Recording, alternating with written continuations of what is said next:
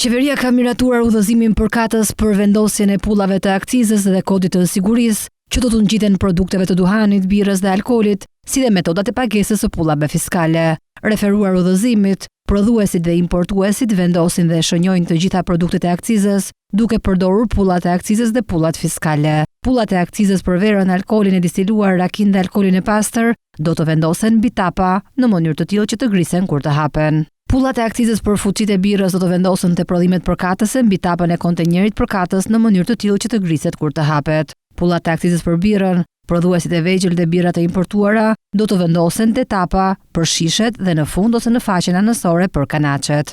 Për prodhuesit e mëdhenj të birrës, pulla fiskale do të printohet direkt mbi tapë për shishet dhe në fund për kanaçet, duke përdorur sistemin. Për çdo produkt akcize që mund të kërkohet pajisja me pulla akcize i parenditur më sipër, pulla e akcizës do të vendoset mbi paketimin përkatës.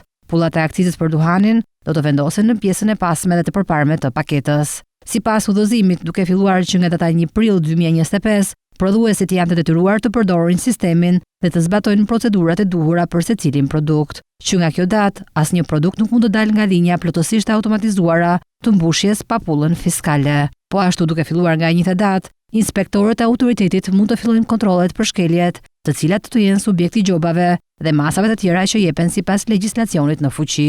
Prodhuesit e mëdhenj kanë të ndaluar të nënkontraktojnë prodhimin e produkteve të një pale të tretë, që nuk është vetë në kushtet e zbatimit të këtij udhëzimi.